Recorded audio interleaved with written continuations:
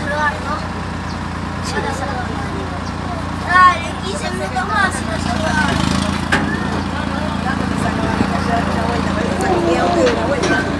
¿Cómo lo estás disfrutando? Vale, profesor, bien. ¿Cómo lo estás disfrutando? Bien.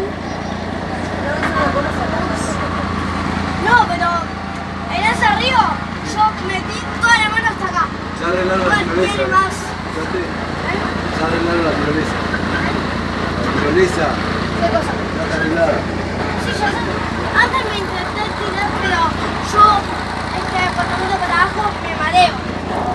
Me mareo. Aquí por el peso. Miro para abajo, me mareo y digo, suelto eso, me resbalo del cosito que tengo acá y me caigo. Se te va la sangre de la